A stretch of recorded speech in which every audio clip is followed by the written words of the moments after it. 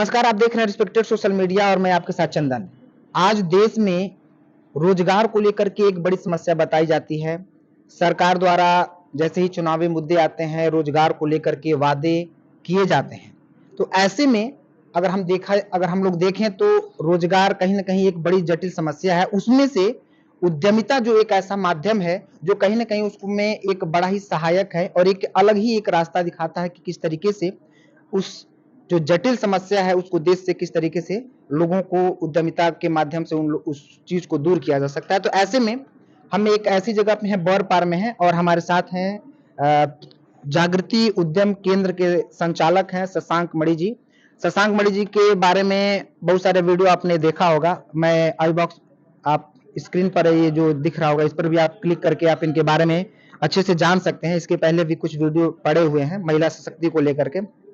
तो रेल यात्रा के बारे में आप लोगों ने बहुत सुना होगा और उसमें एक जागृति रेल यात्रा जो विश्व की एक बड़ी रेल यात्रा है। सबसे पहले सर उस रेल यात्रा के बारे में आप पूरी बताएं। देखिए, इसका नाम जागृति यात्रा है क्योंकि यह देश को, नवयुवकों को, महिलाओं को जागृत करने की इच्छा रखती है।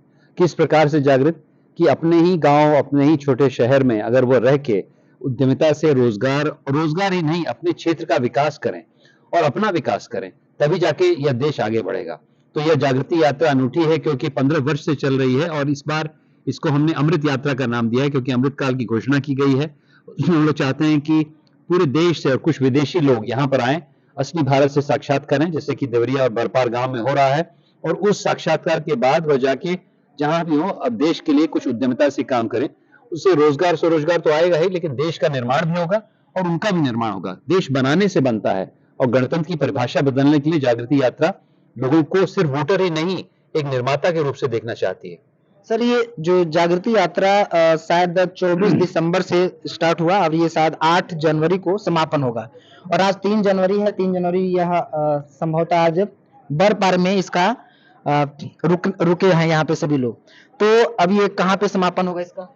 देखिए, चली यात्रा 24 दिसंबर को गई पहली बार कन्याकुमारी, 26 को कन्याकुमारी से फिर बेंगलुरु, फिर मदुराई गई, फिर बेंगलुरु गई, वहां से श्री सिटी गई वहां से हम लोग गए विशाखापट्टनम, बहरामपुर से नालंदा, कल थे नालंदा और आज हम लोग देवरिया आए। यहाँ से आगे हम लोग जाएंगे दिल्ली, तिलोनिया, साबरमती और फिर मुंबई। तो पूरे देश का भ्रमण कर रही है यात्रा। एक तरह से जैसे गणेश जी ने अपने माता पिता की परिक्रमा की थी, उसी तरह हम लोग पूरे देश की परिक्रमा कर रहे हैं क्योंकि देश सर्वोपरि होता है।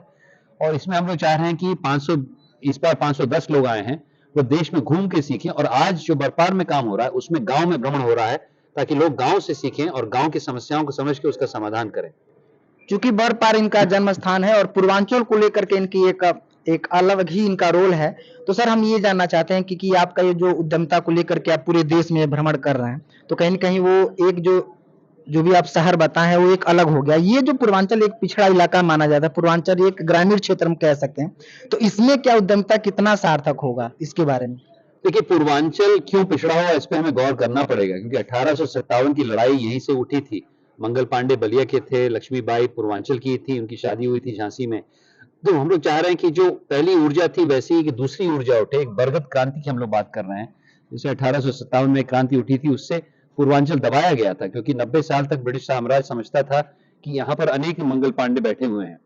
तो इस हिसाब से 75 साल हो गए, पूर्वांचल से ही एक बरगद क्रांति आएगी जिसमें हम लोग छोटे गांव शहरों में उद्यमिता से देश को आगे बढ़ाने का काम करेंगे।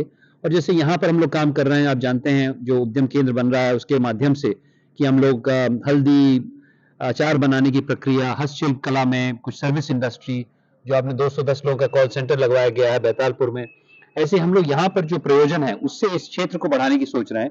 तो देवरिया का जो मॉडल, कुशीनगर का जो मॉडल है, पूरे देश में इस यात्रा के माध्यम से फैल रहा है। और बरगद क्रांति क्यों? क्योंकि बरपार का नाम ही उस बरगद वृक्ष से पड़ा है जो कि करीब 40 मीटर की उसकी छाया है, जिसके बगल में विशालकाय केंद्र मैं बनवा रहा हूँ, जिसका मैं संस्थापक हूँ। उसी की ऊर्जा को लेकर पूरे देश में यह क्रांति फैलेगी, मेरा पूरा विश्वास है।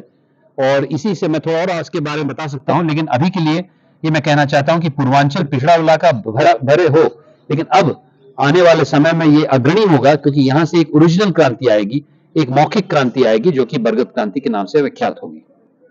तो यह था जागृति यात्रा के बारे में और हमारे साथ थे शशांक मणि जी। भारत निर्माण को लेकर के एक अनोखा ही इनका एक पहल है। बहुत बहुत धन्यवाद। नमस्कार।